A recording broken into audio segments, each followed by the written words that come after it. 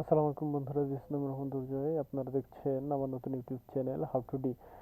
তো আজ আমি আপনাদের দেখাবো কিভাবে একটি ফেসবুক প্রোফাইল বা ফেসবুক অ্যাকাউন্ট ডিলিট করতে হয়।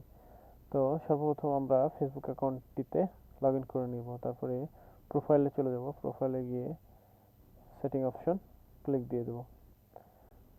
সেটিং অপশনে যাওয়ার পরে পার্সোনাল ডিটেলস ক্লিক দিয়ে দিলাম। পার্সোনাল ডিটেলস ক্লিক দেওয়ার পরে আমরা পার্সোনাল ডিটেলস ক্লিক দিতে হবে।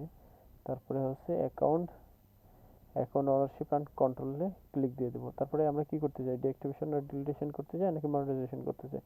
তো ডিঅ্যাক্টিভ এবং ডিলিটেশন করতে চাই। তো আমি যে অ্যাকাউন্টটি ডিলিট করব সেটা হলো এই সর্বনিচের এই অ্যাকাউন্টটি। সো এই অ্যাকাউন্টটা আমি ভুলক্রমে ক্রিয়েট করে ফেলি। তো আমি আজকে কীভাবে ডিলিট করতে হয় সে পদ্ধতিতে দেখাবো।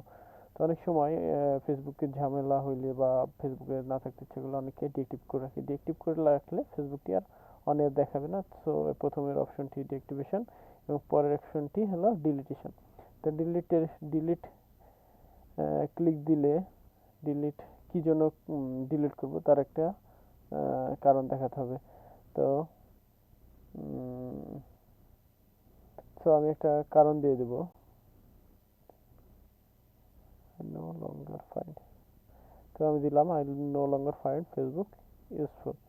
তারপরে এখানে পাসওয়ার্ড চাইতে পারে। তো পাসওয়ার্ড চাইলে পাসওয়ার্ড দিয়ে এখানে আমি ইয়ে করে দেবো, ডিলিটে ক্লিক দিয়ে দেবো।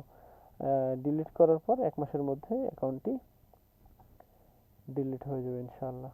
তো এখানে আমার পাসওয়ার্ড চাবে। পাসওয়ার্ডটি আমি দিয়ে দিলাম। পিসির অ্যাক্সেস ঠিক আছে কিনা চাচ্ছে, দিয়েছি।